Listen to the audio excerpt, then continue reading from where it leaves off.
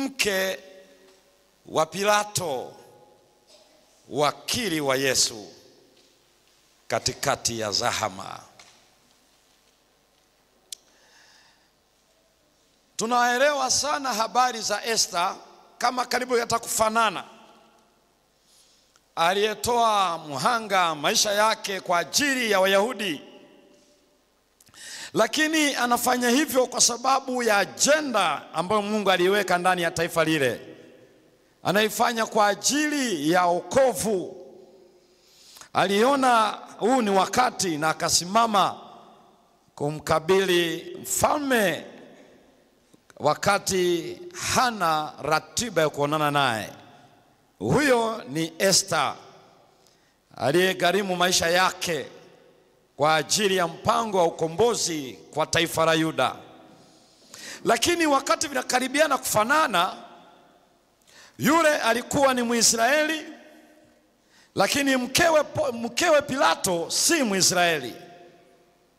Pale alikuwa na taifa la Yuda, lakini hapa yuko yule mzao wa Daudi, yule ambaye alitamkwa anakuja kwa ajili ya ulimwengu. Huyu ni mwanamke aliyeamua kuvaa usika wa kuwa wakili wa Yesu, wakati ambapo hakuna yeyote mahakama ile aliyekuwa upande wa Yesu. Nini kilitokea? Ilikuwaje? Tujifunze pamoja nami mchana huu. Maneno haya yanatoka katika kitabu cha Mathayo sura ya 27. Kwa hakika ni fungu moja tu ndio linalomtaja mwanamke huyu, fungu moja pekee. Na hivyo ni rahisi sana kutojua uinjilisti wa mwanamke huyu kwa sababu ni fungu moja pekee. Tofauti na Betsheba, tofauti na kina Esther, yeye ni fungu moja tu, yani ushuhuda wake ni fungu moja pekee, lakini limeandikwa na mwangu wake ni mkubwa sana. Na kwa sababu hiyo tunaposoma lile fungu letu, sisi ni nuru kwa ulimwengu. Katika ile Mathayo sura ile ya 5 tusome tena na ule mstari wa 14 mpaka mstari wa 16. Ninyi ni nuru ya ulimwengu. Mji hauwezi kustirika ukiwa juu ya mlima, bali watu hawawashi taa na kuiweka chini ya pishi, bali juu ya kiango, nayo yawaangaza wote waliomo nyumbani. Vivyo hivyo nuru yenu na iangaze mbele ya watu, wapate kuyaona matendo yenu mema, wamtukuze Baba yenu aliye mbinguni. Ninyi ni nuru ya ulimwengu. Dunia ina giza. Mkewe Pilato anakwenda kuangaza nuru katika ile zahama, gizani kabisa. Gizani kabisa. Ili ujue giza lilivyokuwa, utasoma sura ya 23 ya Luka na sura ya 27 ya Mathayo kukusaidia giza ilivyokuwa. Kuanzia mstari wa 1 hadi wa 14, hapa ni Pilato. Nimeacha pale juu kwa sababu ni habari ya Yuda Iskariote na kwenye lile baraza la Sanhedrin lenye maamuzi ya juu ya taifa ama dini ya Kiyahudi. Kwa hiyo nimeacha hapo Yuda Iskariote, lakini anamalizia akisema nimesaliti damu isiyo na hatia. Unapoanzia mstari wa 11 kuendelea, mstari wa 11 mpaka mstari wa 14, hapa ni kwenye mahakama ya juu yenye mamlaka ya nani anakufa, nani anaishi. Na hii mahakama ilikuwa na hakimu mmoja aliyefahamika kama jeuri sana, Pilato. Anaitwa kwa jina lake, anaitwa Pontius Pilato. Yeye ni Pontius, lakini baba yake anaitwa Pilato. Kwa hiyo unapomuona huyu hakuwa gavana wa mzaa, alifahamika kwa ukatili. Hakuna ambaye hakumfahamu. Pilato ndiye alikuwa gavana ama mahakama ya Yuda. ambako kesi hii sasa ni kesi pendwa na walio wengi, walioona mwisho wa mafundisho, mwisho wa mbio zake zinaenda kufikia mwisho. Mahakama hii ilijawa na maskari wa Kirumi. Mahakama hii ilijawa na Wayahudi wa daraja la juu. Mafarisayo walijaa, makuhani wakuu kina Kayafa na Anania walijaa katika mahakama hii, na watu wenye sifa baradhuli waliowekwa tayari kwa ushahidi usio wa kweli walijaa ndani ya mahakama hii. Giza katika ile mahakama. Kwa hiyo mahojiano ya kwanza ni Pilato na Yesu, na ajenda ilikuwa hivi. Pilato alikuwa anataka kujua, je, wewe ni nani? Maana amemsikia wakieleza habari zake, wamemsikia alikuwa na ushawishi wa kutaka kujua Yesu ni nani. Je, wewe ni mfalme wa Yahudi? Are you the king of the Jews? Ndio ilikuwa hasa alipokuwa anamhoji Yesu Kristo. Na miongoni mwa mambo ambayo Yesu alikaa kimya ni hilo. Kwa nini alikaa kimya? Tutakuja kuona sehemu ya pili jioni. Lakini katika baada ya mahojiano hayo, sehemu ya pili ya sura 27 ya Mathayo, ambayo ni kuanzia mstari wa 15 mpaka mstari wa 23. Hapa ni watu wanajadiliana na Pilato, na kinyang'anyiro kikuu kinachovutia ni wafungulie nani. Yani Yesu akapambanishwa na Baraba, jambazi, tabia mbaya, katiri, hakuna asiyemjua. Halafu anapambanishwa na Yesu. Kwa nini Pilato aliingia kumpambanisha Yesu na Pilato? Kwa sababu nini kinafanyika? Presha ilikuwa imepanda. Presha kwa Pilato ilikuwa ni kubwa mno, maana ameshakiri ya kwamba Yesu hana kosa lolote. Lakini waliokuwa wamejaa katika ile mahakama wote wanamtaka Yesu auawe. Sasa akaona akili yake nyepesi, baada ya kumpiga viboko atawaridhisha, hawaelewi. Ingia niwafungulie nani kwa sababu ya sikukuu, Baraba ama Yesu? Akidhani watu watasema mumwache Yesu, lakini ni kama anaongezea mafuta. Tufungulie Baraba, mwachie awe huru, tuishi na yeye, huyo ni nafuu mno. Lakini mbaya ni Yesu. Yani kinyang'anyiro kiko hapo, wachague kati ya mwovu mkuu na huyu anayeonekana hana hatia, ambao Pilato ameshawaeleza, na wote wakasema Baraba. Habari ya yeye huyu Yesu tuachie sisi, damu yake iwe juu yetu na kwa watoto wetu. Waliomba ombi gumu sana. Muda sio mwingi watajibiwa. Walijibiwa awamu ile kwenye karne ya kwanza, lakini watakuja kujibiwa tena muda sio mrefu, kadri neno la Mungu linavyotuongoza tunakaribia mwisho. Na hivyo katikati ya hiyo pressure, Baraba na Yesu hana namna. Hapa umeingiza kwenye kona.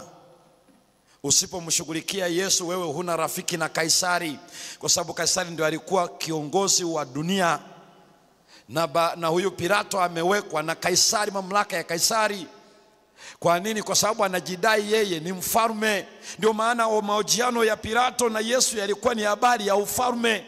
Hivi wewe ni mfalme? Na Yesu alikaa kimya. Na kwa sababu hiyo ukimwacha Yesu, inajulikana kwamba unakubaliana na huyu mwana mapinduzi anayepindua mtawala. Sisi hatuna mtawala yeyote isipokuwa Kaisari. Kwa hiyo ilikuwa anataka kujua ni kweli wewe ni mfalme namna gani. Yesu akakaa kimya. Lakini kwa watu anawapataje wao? Wao wanataka awapambanishe Baraba na Yesu, ili waende kwa Yesu ndiye achiwe huru, Baraba hukumiwe. Na mwisho ni mafungu yanayotikisa kabisa, yanasikitisha kabisa. Mstari wa 24 mpaka 26, Pilato alishindwa kutumia nafasi yake. Kwa sababu sizungumzii juu ya Pilato, nazungumzia juu ya wakili wa Yesu katikati ya zahama, naye ni mke wa huyu gavana, kiongozi katili, lakini ambaye yuko kwenye presha kubwa ya kukiri Yesu hana hatia ya kuuawa, lakini ya kulinda kiti chake na familia yake. Wakati kati ya hii pressure kubwa, barua ilikuja. Naomba usome katika Mathayo sura ya 27, soma mstari wa 19 pekee. Yani ni mstari mmoja tu, lakini ujumbe wake ni zaidi ya radi na dhoruba iliyosikika katika jumba la kimahakama. Hebu soma mstari wa 19. Na alipokuwa ameketi juu ya kiti cha hukumu, ndio mkewe alimpelekea mjumbe kumwambia usiwe na neno na yule mwenye haki, ndio kwa sababu nimeteswa mengi leo katika ndoto kwa ajili yake. Tutakuja kuiangalia jioni hayo maneno, mjumbe na ujumbe. Ujumbe ndio huu. Hebu angalia muda, angalia ile timing. Kwa mtu mmoja akanajiuliza, anasema kwa nini alisubiri muda wote? Unajua kesi ya Yesu haikuwa ndio inaingia katika ile mahakama kwa mara ya kwanza, hapana, na wala sio mjadala wa mara ya kwanza. Tunajua kuangalia jioni. Hebu ona kitu kinachofanyika hapa, muda wa huu ujumbe. Huyu mwanamke, historia inamtaja vizuri majina yake mawili. Aliitwa Claudia, baba yake anaitwa Procula. Claudia Procula. Huyu hakuwa Mwisraeli. Hakuwa Mwisraeli. Na mwanamke huyu, wakati huu mume wake yuko kazini. Yuko kazini kabisa. Muda gani? Ni muda alipoketi kwenye nini? Kiti cha hukumu. Unaposikia kiti cha hukumu, mtu anapoketi kiti cha hukumu, unajua ndio hiyo lugha inayosoma kwenye Biblia ya kwamba ameketi kwenye kiti cha hukumu. Utaona kwenye mambo ya Warumi, utaona kwenye kitabu kile cha Matendo ya Mitume. Mungu anapoketi kiti cha hukumu, maana yake hiyo ni official, yani yuko kwenye business ya kukata maamuzi, nani anaishi, nani anakufa, na kwa walio hai ama waliokufa. Na hii ndio muda wenyewe. What is the time? Alipokuwa anaketi, maana yake amesikiliza kule na kule, sasa anakwenda kuchukua hatua kuhusu Yesu Kristo. Huo ndio ulikuwa muda wake, timing hali ya juu. Lakini huyu mwanamke anachokifanya ni nini hapa? Wakati analeta ujumbe huu, ni wakati ambako hakuna yeyote aliyeonekana kusema chochote cha kumuokoa Yesu, chochote. Na kwa sababu analeta ujumbe wake ni huu: usiwe na neno lolote na mtu huyu. Ile lugha inamaanisha hivi: usitende kinyume na uhai wa mtu huyu. Maana yake ni kwamba usije ukapishana naye. Sasa anampatia maelezo kwa nini anaeleza hivyo, lakini maana yake usifanye chochote kinacholeta madhara kwake. Usichukue sheria yoyote ya Rumi kwa ajili ya kumkandamiza yoyote. Lakini hiyo ilikuwa ina gharama kwake, kwa sababu katika ulimwengu wa Rumi, mahakama inapokuwa imeitishwa na tayari hakimu ameketi, tena kwa agenda muhimu kama hiyo, very sensitive agenda yenye mvutano mkubwa, masikio kila mtu anasikiliza kitatokea nini, yeye mwenyewe tu ana pressure imepanda na kushuka, anashindwa afanyeje. Mwanzoni akafikiri atafaulu, akamsukuma kwa Herode. Herode akamfanya duni, na yeye akamshinda, akamrudisha kwa Pilato. Yani kila mtu alikuwa tayari asishughulike na kesi hiyo. Mai kuona umekutana na kesi ambayo kwa hakika hautamani ukutane nayo.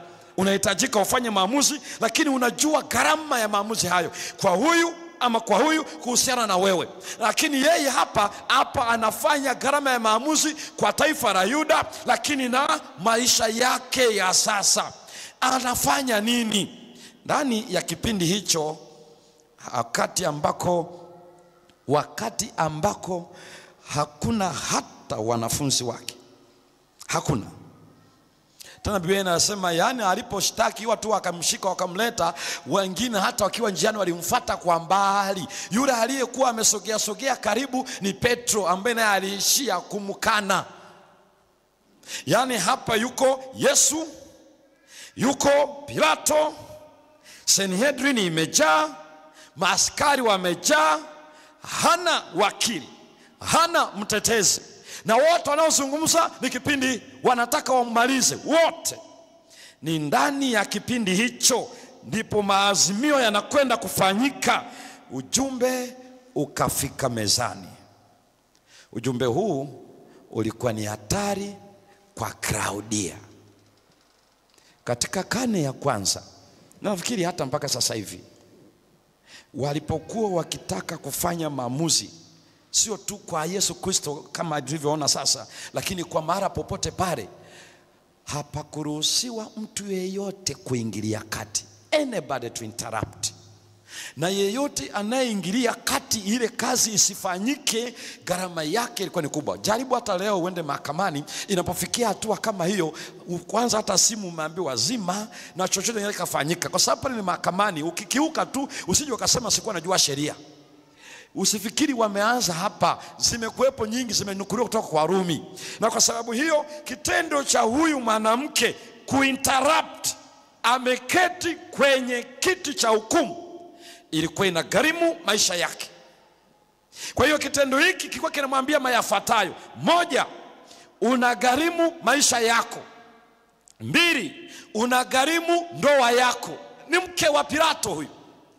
Na usisahau, Pilato hakuwa mtu wa kawaida, katili hujawahi ona. Ndani ya kipindi hiki ambacho hamna yeyote, sauti yoyote ya kumtaja Yesu Kristo, ndio kipindi ambacho Klaudia alisimama kwenye chumba la mahakama mbele ya kuhani hakimu katili, na wakati ambako watu wengi walioko pale wako upande wake. Na sasa ndani ya kipindi hicho ndicho aliposimama, usifanye chochote na mtu huyu, bila kujua itakuwaje baadaye. Hii ni sehemu ya kwanza. Kwa nini somo hili kwangu na kwako tunapoendelea nalo jioni? Yako maeneo ambayo tuna visingizio. Nilikuwa kwenye kona, sikuwa na cha kufanya. Ni ndugu yako wa damu, wenye mamlaka wamedhibiti kwenye kikao cha familia, na unajua uovu unaofanyika na unaona ningelifanyaje. Klaudia anataka kutueleza hivi: hautakuwa na kisingizio chochote isipokuwa tu cha kulinda uhai wako. Ikiwa utakubali uhai wako upotee, hakuna kisingizio. Hakuna nini? Mbele ya mtu yeyote aliye katili kwa namna yoyote ile, waweza kuwa wakili wa Yesu katikati ya zahama, bila kujali ni nani yuko pale. Kinachotufanya tusiweze kuwa wakili wa Yesu ni kwa sababu tunalinda ndoa, ni kwa sababu tunalinda tumbo, ni kwa sababu tunalinda mahusiano na watu, kuliko kuangalia mahusiano haya na watu yakoje juu ya uhusiano wangu na Mungu katika saa ile ya ukimya kabisa. Tutakuja kuangalia jioni, kwa sababu amesema kwa sababu nimeteswa mengi katika nini? Ndoto. Na ile ndoto tutakuja kuiangalia hapo. Mathayo hajaisema imetoka wapi. Tutakuja kuifuatilia nani alileta ndoto mpaka anasema nimeteswa, I suffered. Sio kwamba Mungu alimchukua akampiga viboko, lakini alimletea picha yote, scenario yako inafanyika, jinsi Kristo alivyo na jinsi ambavyo ulimwengu unakwenda kutenda juu yake. Na kwa sababu hiyo moyoni aliumia, alisikitika, akateseka. Usifanye